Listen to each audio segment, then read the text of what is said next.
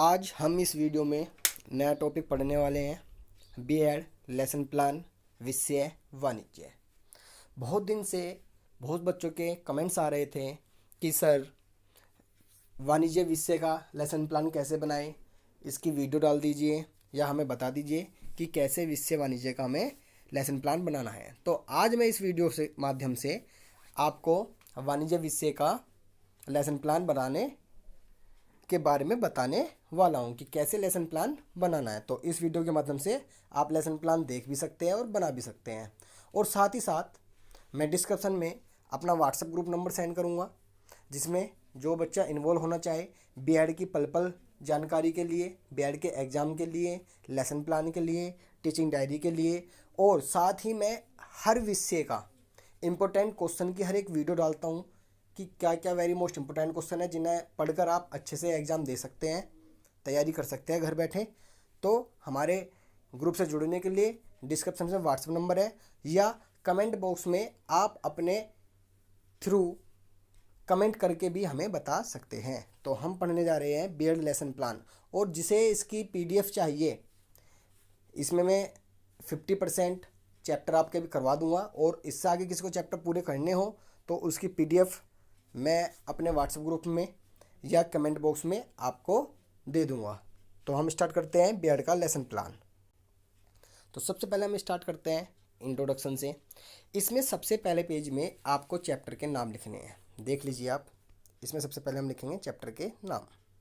Number 1 bank संबंधी व्यवहार, number 2 बाजार के रूप, नंबर 3 व्यापारी और उसके प्रकार, नंबर 4 रोजनामचा, नंबर 5 कृषि व श्रमिक, नंबर 6 खाते, नंबर 7 बीजक या विवरण पत्र, नंबर 8 कर प्रत्यक्ष एवं अप्रत्यक्ष, नंबर 9 लगान, नंबर 10 अर्थव्यवस्था, नंबर 11 बैंक, नंबर 12 मुद्रा, जी हाँ, नंबर 13 व्यापारिक पत्र, 14 उपभोग व उसके लक्षण, नंबर 15 दोहरा लेखा प्रणाली, नंबर 16 संचय रिजर्व, नंबर 17 रोजनामचा, नंबर 18 तलपट, नंबर 19 भारतीय बही खाता प्रणाली, और नंबर 20 हरास डेप। तो इसी टाइप से आपको अपने चैप्टर के नाम लिख देने हैं। ये वे सभी चैप्टर है जो 8, 9, 10, 11, 12 के वाणिज्य विषय में होते हैं। आप चाहे तो 8 क्लास के भी सारे इनक्लूड कर सकते हैं। ये 8th में भी होते हैं और 9th में भी होते हैं, सॉरी 8th में नहीं, 9th में, 9th और 10th में। कुछ बैंक के विषय है, जैसे सबसे पहले लिखा बैंक संबंधी, और ये 8th क्लास में होता है। बट वाणिज्य यूपी बोर्ड में 9, 10, 11, 12 क्लास में होता है। तो सबसे पहले आप इंडेक्स नंबर में ऐसे फिल कर लेंगे। That is clear. इसके बाद हम बात करते हैं सेकंड पेज की। तो सेकंड पेज से हम स्टार्ट करेंगे क्वेश्चन। ये देखिए, सबसे पहले यहाँ पे लिखेंगे हम लेसन फर्स्ट, सब्जेक्ट वाणिज्य, class and section 8th class का है ये। स्कूल, जिस स्कूल से भी आप टीचिंग कर रहे हो, आपने टीचिंग करी है, उस स्कूल का नाम लिख सकते हो। यूनिट बैंक संबंधी व्यवहार, टॉपिक बैंक खाते, मेजर कंसेप्ट। नंबर 1 छात्रों को वाणिज्य अध्ययन में रुचि उत्पन्न कराना। नंबर 2 छात्रों को वाणिज्य विषय से अवगत कराना। नंबर 3 छात्रों का मानसिक विकास करना। नंबर 4 छात्रों को वाणिज्य के सामान्य नियमों से अवगत कराना। नंबर 5 छात्रों को बैंकों का दैनिक जीवन में उपयोग, बैंकों का दैनिक जीवन में क्या उपयोग होता है। नंबर 6 इसके बाद माइनर कंसेप्ट है। नंबर 1 छात्रों को बैंक का अर्थ बताना। नंबर 2 छात्रों को बैंक के खातों के विषय में अवगत कराना। नंबर 3 छात्रों को बैंक की कार्य प्रणाली के विषय में बताना। प्रीवियस नॉलेज मतलब इससे पहले क्या नॉलेज है। छात्र बैंक के बारे में सामान्य जानकारी रखते हैं, जी हाँ। इसके बाद मोटिवेशन, चौक, डस्टर, पॉइंट, सैम्पट, चार्ट आदि। इसी टाइप से आप ये लेसन फर्स्ट स्टार्ट कर सकते हैं, और इसी टाइप से आप हेडिंग करके लिख सकते हैं। नीचे मोटिवेशन में चौक, डस्टर, पॉइंट, सैम्पट, चार्ट आदि, ये जो जिन सामग्री का आपने उपयोग करा है, प्रयोग करा है, उन्हें हम यहाँ पे लिख सकते हैं। बात करते हैं हम सेकंड पेज की। इसके बाद ये रहा सेकंड पेज में पूर्व ज्ञान पर आधारित। इसके सामने पूर्व ज्ञान का मूल्यांकन, प्रस्तावना, प्रश्न। आप अपना धन कहाँ जमा करते हैं, हम धन बैंक में जमा क्यों करते हैं? थर्ड क्वेश्चन, बैंक आप से आप क्या समझते हैं? इस प्रकार से 3 क्वेश्चन है। नंबर फर्स्ट, आप अपना धन कहाँ जमा करते हैं? नंबर 2, हम धन बैंक में क्यों जमा करते हैं? नंबर 3, बैंक से आप क्या समझते हैं? उद्देश्य कथन। सबसे पहले यहाँ फर्स्ट लाइन में देखिए, बैंक लिखेंगे, इसके नीचे फिर बैंक। सेकंड लाइन में छात्रों को प्रकरण से अवगत कराना, छात्रों को नवीन ज्ञान से अवगत कराना। और इसके बाद यहाँ पे ये देखिए, छात्र आज हम बैंक के विषय में अध्ययन करेंगे। स्पष्टीकरण, बैंक वह व्यक्ति या संस्था है जो अपने साधारण व्यवसाय के अंदर लोगों का रुपया जमा करता है, जिसे वह उन व्यक्तियों के धन देशों का भुगतान करके चुकाता है। उन्होंने वह रुपया जमा किया है। बैंक वह संस्था है मुद्रा और साख में व्यवसाय करती है। या एक छोटी सी डेफिनेशन भी लिख सकते हैं, बैंक एक ऐसी संस्था होती है जो अपने ग्राहकों का रुपया जमा करती है और उन्हें आवश्यकता पड़ने पर लोन की सुविधा प्रदान करती है एक निश्चित दर पर। क्लियर? आप कोई भी ऐसे का आंसर जरूरी नहीं है कि डिक्टो ऐसी लिखना है। क्लियर? थर्ड पेज की बात करते हैं हम। थर्ड पेज में उत्तर नंबर 1, हम अपना धन बैंक में जमा करते हैं। सेकंड लाइन में देखिए, प्रश्नोत्तर विधि। कौन सी विधि यूज करी हमने? प्रश्नोत्तर विधि। दूसरे का आंसर, बचत और धन सुरक्षा हेतु, बचत के लिए और धन की सुरक्षा हेतु। थर्ड, छात्र निरुत्तर रहते हैं। थर्ड वाले का आंसर छात्र को नहीं पता। सभी छात्र ध्यानपूर्वक सुनते हैं। सभी विषय ध्यानपूर्वक सुनते हैं। नेक्स्ट, कथन विधि, व्याख्यान विधि। और इसके बाद यहाँ पर्सन फर्स्ट, बैंक की परिभाषा दीजिए। बैंक वह संस्था है जो मुद्रा और साख में व्यवसाय करती है। इसी टाइप से आपको ये पेज लिखना है। इसके बाद हम बात करते हैं नए पेज की। थर्ड पेज के बाद ये आएगा फोर्थ पेज। ये रहा, पूर्व ज्ञान पर आधारित पहली लाइन, बैंक में खोले जाने वाले खाते। फिर दूसरी लाइन में देखिए, छात्रों की चिंतन शक्ति का विकास करना, छात्रों को नवीन ज्ञान का बोध कराना। विकासात्मक, एक को छोड़कर अन्य नोटों पर, 1 रुपये को छोड़कर अन्य नोटों पर किसके हस्ताक्षर होते हैं? बैंक के 2 कार्य लिखिए। बैंक में खोले जाने वाले खातों को बताइए। ये 3 क्वेश्चन है। स्पष्टीकरण, नंबर 1, चालू खाता। इसमें अन्य व्यक्ति का खाता होता है जो प्रतिदिन अनेक बार रुपया जमा और निकालते हैं। दूसरा, स्थायी जमा खाता। इस खाते में रुपया एक निश्चित समय जैसे 6 माह, 1 वर्ष, 2 वर्ष आदि समय हेतु खोले जाते हैं। नंबर 3, बचत खाता। बचत को बढ़ावा हेतु या बढ़ावा देने के लिए खोला जाने वाला खाता क्या कहलाता है? बचत खाता कहलाता है। इसमें छोटे व्यापारी, छात्र, किसान आदि खाते खोल सकते हैं। फोर्थ, घरेलू बचत खाता। बच्चों में बचत को बढ़ावा देने हेतु खोला जाने वाला खाता घरेलू बचत खाता होता है। क्लियर? ये हमने लिख लिया अब यहाँ पे। नेक्स्ट पेज, उत्तर फर्स्ट, भारतीय रिजर्व बैंक के गवर्नर के 1 रुपये के नोट को छोड़कर किसके हस्ताक्षर होते हैं? भारतीय रिजर्व बैंक के गवर्नर के हस्ताक्षर होते हैं। बाकी की सब पर किसके होते हैं? 1 रुपये के नोट पर सरकार के। जी। उत्तर दूसरा, जमा प्रदान करना, मुद्रा का हस्तांतरण करना, एजेंट के रूप में कार्य करना, ये सब किसके कार्य है? बैंक के। थर्ड, सभी छात्र निरुत्तर रहते हैं। थर्ड का आंसर किसको नहीं पता। सभी छात्र ध्यानपूर्वक सुनते हैं। इसके बाद तकनीकी का साधन, ये हमें बीच की लाइन में यही लिखना है। भी इससे पहले भी ये लिखा था हमने, प्रश्नोत्तर विधि, प्रश्नोत्तर विधि, प्रश्नोत्तर विधि। उसके बाद व्याख्यान विधि। और ये थर्ड लाइन में, बैंक में कितने प्रकार के खाते खोले जाते हैं? 4 प्रकार के, चालू, स्थायी, बचत, घरेलू। ठीक है ना? और भी खोले जाते हैं पर मेनली ये 4 है। क्लियर? ये बात समझ में आ गई आपको? नेक्स्ट पेज पर चलने से पहले आप देख सकते हैं एक बार ये। जी हाँ, आसानी से देख सकते हैं। तो इसी प्रकार से आप आसानी से अपना बीएड वाणिज्य विषय का लेसन प्लान बना सकते हैं। बट मैं आपको फिर बता रहा हूँ, डिस्क्रिप्शन में व्हाट्सएप नंबर मैं अपना दूंगा, गिवन होगा। अपनी प्रॉब्लम कमेंट बॉक्स के माध्यम से, कोई नोट्स पीडीएफ चाहिए आपको, चाहे वो बीएड से रिलेटेड हो, टेट से, सुपर टेट से, हमारे चैनल लगातार बीएड, टेट, सुपर टेट की तैयारी करा रहा है। नेक्स्ट, ये देखिए, छात्र की सबसे पहले यहाँ पे फर्स्ट लाइन में चेक लिख देंगे और कुछ नहीं लिखना।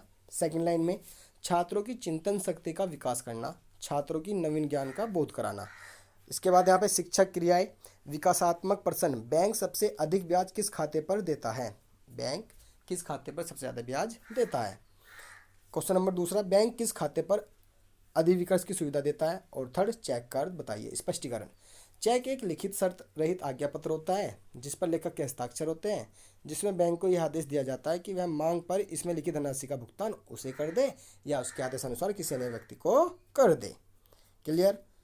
और इसके 3 पक्ष होते हैं, देनदार, प्राप्तकर्ता और लेखक। क्लियर। Next page.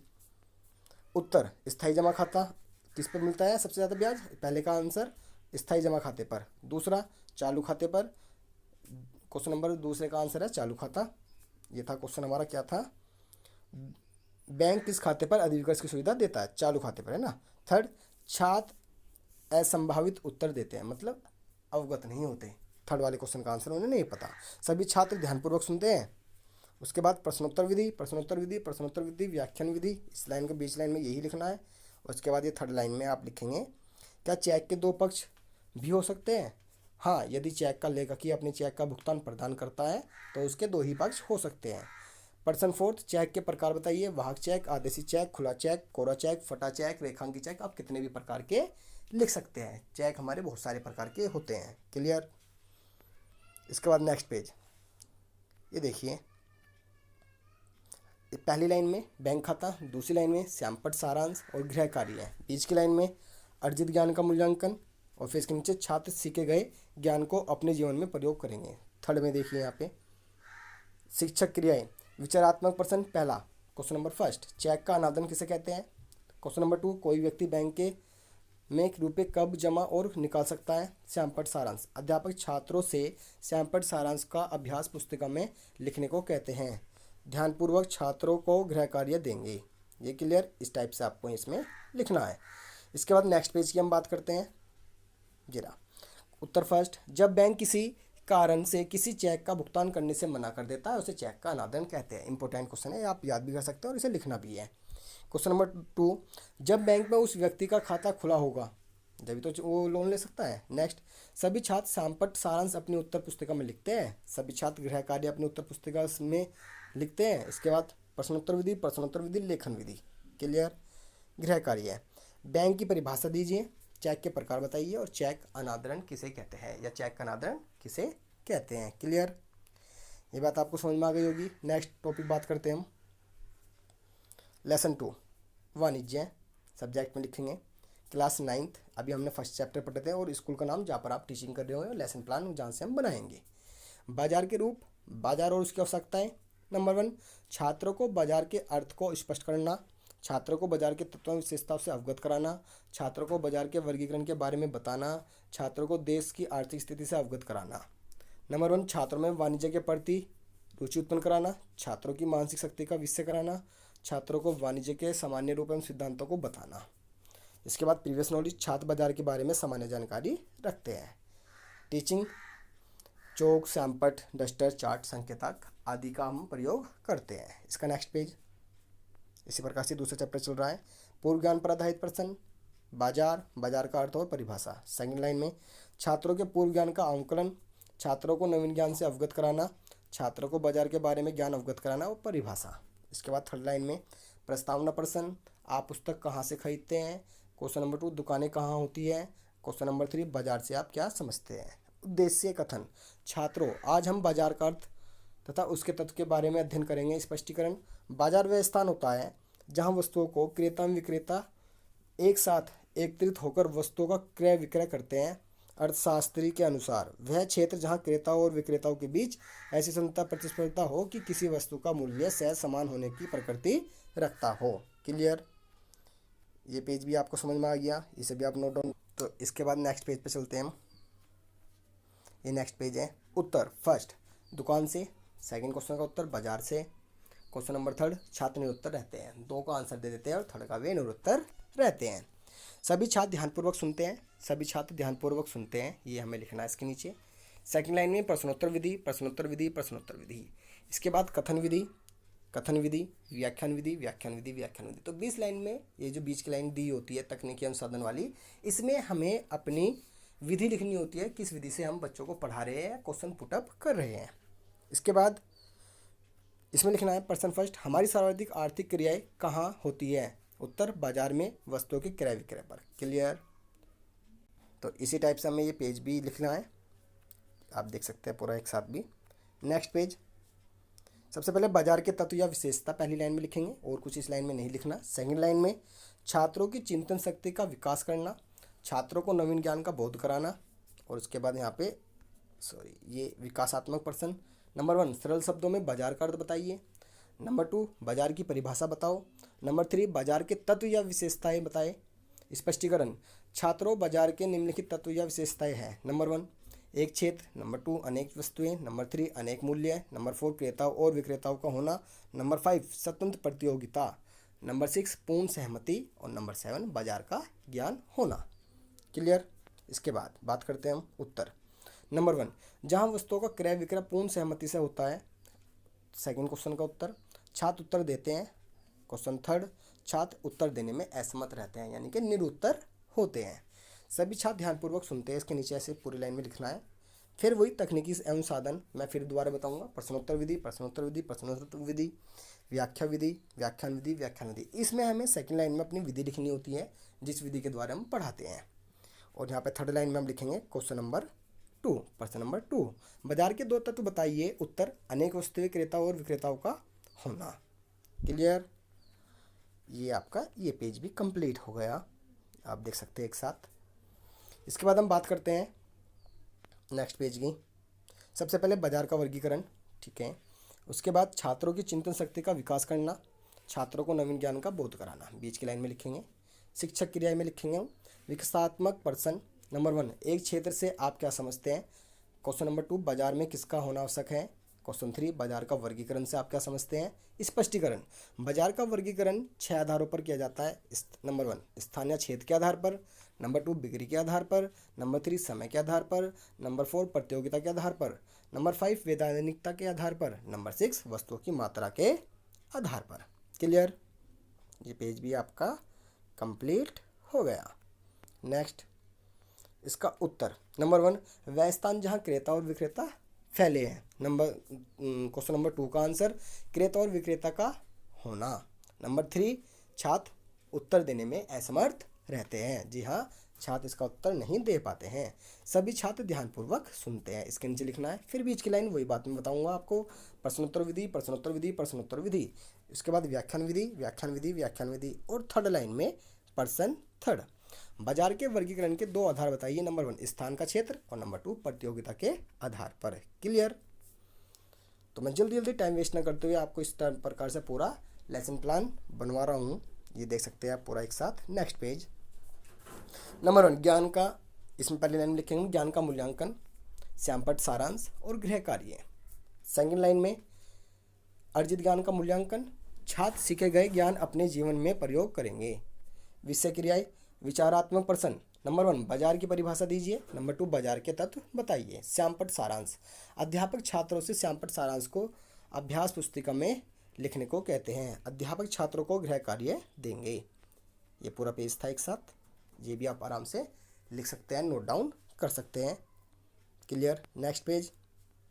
उत्तर फर्स्ट, वह क्षेत्र जहां क्रेताओं एवं विक्रेताओं के बीच ऐसी स्वतंत्र प्रतिस्पर्धा हो कि किसी वस्तु का मूल्य सहज समान हो की प्रवृत्ति रखता है। उत्तर दूसरा, क्षेत्र वस्तुएं क्रेता एवं विक्रेता। सभी छात्र श्यामपट्ट सारांश पर अपनी उत्तर पुस्तिका में लिखते हैं। सभी छात्र गृह कार्य अपनी उत्तर पुस्तिका में लिखते हैं। फिर बात करूंगा तकनीकी की। इसमें आप अपनी विधि लिखेंगे, प्रश्नोत्तर विधि, प्रश्नोत्तर विधि, लेखन विधि, लेखन विधि। और थर्ड लाइन में गृह कार्य आप लिखेंगे बाजार का अर्थ बताइए और प्रश्न 2 बाजार की विशेषता बताइए। क्लियर। अगर किसी बच्चे को क्लियरिटी में कोई प्रॉब्लम हो रही है, क्योंकि लॉकडाउन चल रहा है, नेट की पूरी क्लियरिटी नहीं आ पाती है, क्वालिटी नहीं आ पाती है, तो शायद देखने में क्लियरिटी ना आए, तो आप हमें कमेंट बॉक्स में लिख सकते हैं, जिससे कि मैं आपको PDF प्रोवाइड करा दूं घर बैठे। और कमेंट बॉक्स में अपना व्यू ज़रूर दें कि आपको ये वीडियो कैसी लगी और क्या नाम है, आपको लेसन प्लान बनाने में कितने हेल्पफुल हुई। ठीक है ना। नेक्स्ट पेज पे हम चलते हैं।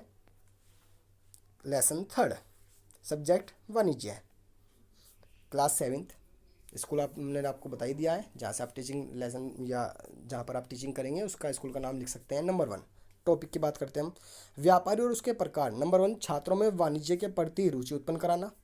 नंबर 2 छात्रों में त्रय शक्ति व चिंतन का विकास कराना। नंबर 3 छात्रों में सामाजिक दृष्टिकोण का विकास कराना। नंबर 4 छात्रों में एकाग्रता, आत्मविश्वास एवं आत्मनिर्भरता का भाव उत्पन्न कराना। नंबर 1, छात्रों को व्यापार व्यवस्था में परिचित कराना। नंबर 2, छात्रों को व्यापारी और उसके प्रकार से अवगत कराना। इसके बाद प्रीवियस नॉलेज, छात्र व्यापार के विषय में सामान्य जानकारी रखते हैं। टीचिंग, मैंने आपको बता दिया था, चौक, डस्टर, श्यामपट्ट जिनका हम प्रयोग करते हैं। नेक्स्ट पेज, पूर्व ज्ञान पर आधारित थोक व्यापारी, पहली लाइन में लिखेंगे। सेकंड लाइन में बात करते हैं हम छात्रों के पूर्व ज्ञान का आंकलन करना, छात्रों को नवीन ज्ञान से अवगत कराना, छात्र की नवीन ज्ञान का बोध कराना। थर्ड लाइन में शिक्षक क्रियाएं, प्रस्तावना पर्सन, व्यवसाय करने वाले व्यक्ति को क्या कहते हैं। नंबर 2, व्यापारी कितने प्रकार के होते हैं। नंबर 3, थोक व्यापारी किसे कहते हैं।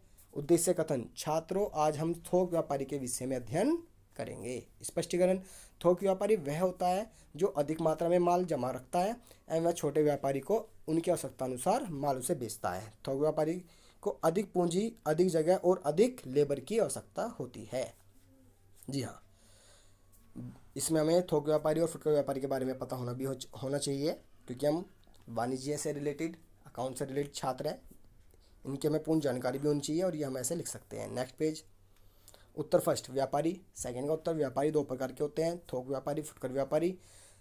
थर्ड, छात्र ने उत्तर रहते हैं। सभी छात्र ध्यानपूर्वक सुनते हैं, सभी छात्र ध्यानपूर्वक सुनते हैं। पहली लाइन में आप ऐसे लिख सकते हैं। बीच की लाइन में तकनीकी एवं साधन, प्रश्नोत्तर विधि, प्रश्नोत्तर विधि, प्रश्नोत्तर विधि, प्रश्नोत्तर विधि, कथन विधि, व्याख्यान विधि, व्याख्यान विधि, व्याख्यान विधि। उद्देश्य, नंबर 1, पर्सन फर्स्ट, थोक व्यापारी किसी मात्रा में माल का क्रय विक्रय करता है, अधिक मात्रा में। किस मात्रा में व्यय करता है, अधिक मात्रा में। थोक व्यापारी वह व्यापारी होता है जो अधिक मात्रा में माल खरीदता है। जगह भी आवश्यकता होती है, स्थान की भी ज़्यादा आवश्यकता होती है और लेबर की भी। क्लियर। नेक्स्ट पेज, पहली लाइन में लिखेंगे थोक व्यापारी की विशेषताएं। बीच की लाइन में छात्रों की चिंतन शक्ति का विकास करना, छात्रों को नवीन ज्ञान का बोध कराना। विकासात्मक पर्सन, थोक व्यापारी अपना माल किसे बेचते हैं। नंबर 2, थोक व्यापारी की परिभाषा बताओ। नंबर 3, थोक व्यापारी की क्या क्या विशेषता है। स्पष्टीकरण, थोक व्यापारी की निम्न प्रकार की विशेषता है। थोक व्यापारी नगद व उधार दोनों प्रकार से बिक्री करता है। वह एक ही माल का व्यापार करता है, इसके अधिक जगह और अधिक पूंजी की आवश्यकता होती है। थोक व्यापारी अपना व्यापार कहीं भी कर सकता है। जी हाँ, क्लियर। ये पेज भी हमारा क्लियर हो गया होगा। अब हम बात करते हैं नेक्स्ट पेज की। उत्तर फर्स्ट, थोक व्यापारी अपना माल छोटे व्यापारी को बेचते हैं। सेकंड उत्तर, छात्र उत्तर देते हैं।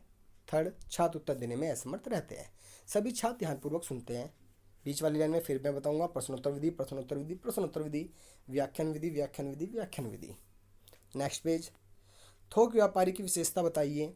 उत्तर, इसे अधिक जगह और अधिक पूंजी की आवश्यकता होती है। क्लियर। नेक्स्ट, पहली लाइन में फुटकर व्यापारी।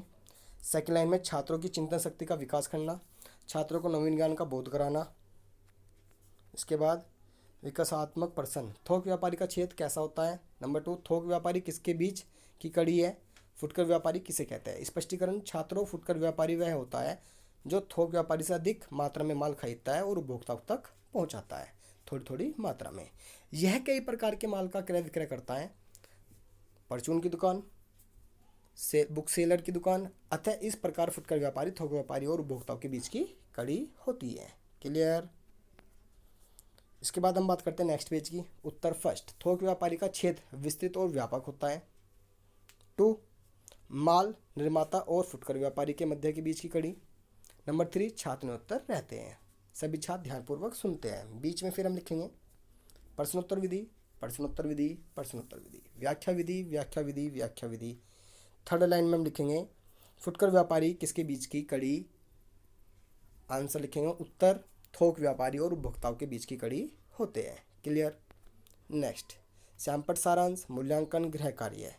बीच की लाइन में इसमें लिखेंगे उद्देश्य तथा उनका विशिष्टीकरण में कौशल, सभी छात्र लेखन शैली में सुधार करेंगे। ज्ञान अपने ज्ञान का करेंगे, छात्र सीखे गए ज्ञान को अपने जीवन में प्रयोग करेंगे। इस वाली लाइन में छात्र अध्यापक मुख्य बिंदु श्यामपट्ट पर लिखेंगे श्यामपट्ट सारांश। अध्यापक छात्रों से श्यामपट्ट सारांश को अभ्यास पुस्तिका में लिखने को कहते हैं। छात्राध्यापक छात्र जवाब लेंगे प्रश्नों का, छात्राध्यापक छात्रों को गृह कार्य देंगे। नेक्स्ट पेज, छात्र मुख्य बिंदु अपनी पुस्तक में नोट करेंगे। उत्तर, थोक व्यापारी फुटकर व्यापारी को माल बेचता है। उत्तर सेकंड, फुटकर व्यापारी उपभोक्ता को माल बेचता है। सभी छात्र गृह कार्य अपनी पुस्तिका में लिखेंगे। तकनीकी अनुसाधन, श्यामपट्ट विधि, प्रश्नोत्तर विधि और लेखन विधि। थर्ड लाइन में देखिए, थोक व्यापारी किसी से माल बेचता है। क्वेश्चन 2, फुटकर व्यापारी किसे माल बेचता है? गृहकारी या थोक व्यापारी की विशेषता क्या है? फुटकर व्यापारी किसके बीच की कड़ी है? क्लियर। इस टाइप से ये वाला पेज भी हम लिख सकते हैं पूरा। नेक्स्ट, ये लेसन 4 है। मैं आपको बता दूँ इसी प्रकार से, इसी टाइप से बहुत सारे लेसन हैं। 20 लेसन मैंने आपको दिखाए थे, मैं 22 भी कर सकता हूँ, 25 भी कर सकता हूँ। तो इस चैप्टर में, इस वीडियो में, इस टॉपिक में मैं आपको ओनली सिर्फ 4 चैप्टर ही बताऊँगा। अगर इससे आगे चैप्टर किसी को करने हैं, पूरी डिटेल लेनी है, तो कमेंट बॉक्स में आप मुझे कमेंट कर सकते हैं, या मैं डिस्क्रिप्शन में अपना व्हाट्सएप नंबर दूंगा, आप व्हाट्सएप नंबर पर सेंड कर सकते हैं, जिससे कि मैं आपको PDF प्रोवाइड करा दूँ। चाहे वो टीचिंग डायरी के लिए हो, मैं फिर बताता हूँ, चाहे वो टीचिंग डायरी के लिए हो, चाहे वो लेसन प्लान के लिए हो, चाहे वो आपके इम्पोर्टेंट क्वेश्चन, मैं जो इम्पोर्टेंट क्वेश्चन बताऊंगा उससे बाहर आ जाए तो मुझे बता देना। मैं आप जी हाँ, सब विषय का इम्पोर्टेंट क्वेश्चन मैं बताऊंगा, तो आप मेरे से सभी अवेलेबल करवा सकते हैं। आप कमेंट बॉक्स में ज़रूर लिख दें। लेसन नंबर 4 की बात करते हैं हम। सब्जेक्ट वाणिज्य है, क्लास 9th, स्कूल मैंने आपको बताया था जहाँ पर आप टीचिंग करोगे। टॉपिक रोजनामचा। नंबर 1, वाणिज्य के प्रति रुचि उत्पन्न कराना। नंबर 2, छात्रों में वाणिज्य विषय के प्रति रुचि उत्पन्न कराना। नंबर 3, छात्रों के तर्क शक्ति एवं चिंतन शक्ति का विकास कराना। नंबर 4, छात्रों में सामाजिक दृष्टिकोण का विकास करना। नंबर 1, छात्रों को रोजनामचा के विषय में जानकारी देना। नंबर 2, छात्रों को रोजनामचा के लाभ और उसमें होने वाली सुविधाओं से अवगत कराना। छात्र रोजनामचा के विषय में सामान्य जानकारी रखते हैं। टीचिंग मैंने आपको बताया था, चौक, डस्टर, शामपट, जो भी आप प्रयोग करेंगे। क्लियर। इसके नेक्स्ट पेज में सबसे पहली लाइन में पूर्व ज्ञान पर आधारित रोजनामचा। पूर्व ज्ञान को नवीन ज्ञान से जोड़ना, छात्रों को नवीन ज्ञान से अवगत कराना। प्रस्तावना, आप अपने कपड़े कहाँ से खरीदते हैं? कपड़े खरीदने के बाद आपसे क्या लेता है? पैसे लेने के बाद वह क्या करेगा? लेखा वह किस पुस्तक में करेगा? उद्देश्य कथन, छात्र अब हम रोजनामचा के विषय में अध्ययन करेंगे। क्लियर। इस पेज को भी आप नोट कर सकते हैं ऐसे। नेक्स्ट पेज, उत्तर, हम अपने कपड़े बाजारों की दुकान से खरीदते हैं। नंबर 2, कपड़े खरीदने के बाद वह हमसे रुपए लेते हैं। थर्ड, रुपए लेने के बाद वह लेखा करेगा। नंबर 4, छात्र निरुत्तर रहते हैं, सभी छात्र ध्यानपूर्वक सुनते हैं। तकनीकी साधन, प्रश्नोत्तर विधि, प्रश्नोत्तर विधि, प्रश्नोत्तर विधि, कथन विधि। थर्ड लाइन में कुछ नहीं लिखेंगे हम। क्लियर। इसके बाद नेक्स्ट पेज, रोजनामचा, छात्रों की चिंतन शक्ति का विकास करना, छात्रों का नवीन ज्ञान का बोध कराना। विकासात्मक प्रश्न, व्यापारी के लेन देन का लेखा पुस्तकों को क्या कहते हैं? नंबर 2, रोजनामचा का क्या अर्थ है? स्पष्टीकरण, दोहरा लेखा प्रणाली के अनुसार जिस बही में समस्त लेन देनों का लेखा जाता है उसे रोजनामचा कहते हैं। यह प्रारंभिक लेखे की सबसे महत्वपूर्ण पुस्तक है। वस्तुतः रोजनामचा दोहरा लेखा प्रणाली का आधार स्तंभ है। क्लियर। ये बात आपको समझ में आ गई होगी। तो अगर मैं सारे विषय एक साथ बताऊंगा, सारे चैप्टर इसमें एक ही टॉपिक में बता दूंगा, तो वीडियो बहुत लंबी हो जाएगी, आपको बनाने में आसानी भी नहीं होगी। तो आप चाहे तो इतने चैप्टर वीडियो से भी बना सकते हैं, और मैं आपको PDF भी इसकी डाउनलोड या प्रोवाइड करा दूंगा। नेक्स्ट पेज, उत्तर, व्यापारी के लेन देन की लेखा पुस्तक को रोजनामचा कहते हैं। नंबर 2, सभी छात्र उत्तर देने में असमर्थ रहते हैं, सभी छात्र ध्यानपूर्वक सुनते हैं।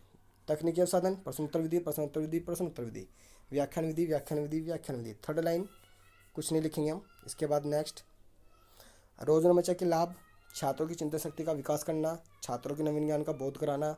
विकासात्मक प्रश्न, व्यापारिक लेन देन को किस में लिखा जाता है? रोजनामचा में कितने पक्ष होते हैं? रोजनामचा के क्या क्या लाभ होते हैं? स्पष्टीकरण, रोजनामचा के निम्नलिखित लाभ हैं। लेन देन का पूर्व, नंबर 1, ऋणी एवं धनी स्रोत का पूर्व ज्ञान। नंबर 3, खतौनी में सुविधा। नंबर 4, त्रुटि की संभावना में कमी, लेखों का क्रमानुसार। क्लियर। तो ये अब तक हमने विषय वाणिज्य के बारे में पढ़ा था, जिससे कि हम इसका लेसन प्लान आसानी से बना सकते हैं। लास्ट पेज भी मैं आपको दिखा देता हूँ, देख लीजिए, आप लिख लीजिए। उत्तर, व्यापारिक लेन देन फर्स्ट को रोजनामचा में लिखते हैं। नंबर 2, रोजनामचा में 2 पक्ष होते हैं, पहला ऋणी, दूसरा धनी। थर्ड, छात्र निरुत्तर रहते हैं, सभी छात्र ध्यानपूर्वक सुनते हैं। 20 की लाइन में फिर मैंने आपको बताया था, प्रश्नोत्तर विधि, प्रश्नोत्तर विधि, व्याख्यान विधि, व्याख्यान विधि। थर्ड लाइन में नहीं लिखेंगे। तो ये मैंने आपको 4 चैप्टर बता दिए हैं B.Ed से रिलेटेड, चाहे वो B.Ed फर्स्ट ईयर हो, चाहे वो B.Ed सेकेंड ईयर हो। मैं फिर बता रहा हूँ, अगर वो वाणिज्य से रिलेटेड लेसन प्लान बनाना चाह रहा है तो वो आसानी से इसमें से बना सकता है, या आपको ज़्यादा ज़रूरत है, आप पूरा बनाना चाहते हैं, तो मुझे कमेंट बॉक्स में कमेंट कर दे, या डिस्क्रिप्शन में दिए गए व्हाट्सएप ग्रुप नंबर पर मैसेज सेंड कर दें तो मैं आपको इसकी पूरी PDF प्रोवाइड करा दूंगा, जिससे आप आसानी से घर बैठे भी बना सकते हैं। तो हमारी वीडियो को कमेंट देना ना भूले, सब्सक्राइब करना ना भूले। सब्सक्राइब जरूर करें, लाइक ज़रूर करें, जिससे कि पल पल की जानकारी बीएड से रिलेटेड पर question, important question, UP TET, CTET, SST, lesson plan, सभी की जानकारी आपको ध्यानपूर्वक आपके पास तक पहुंच जाए। धन्यवाद, थैंक यू।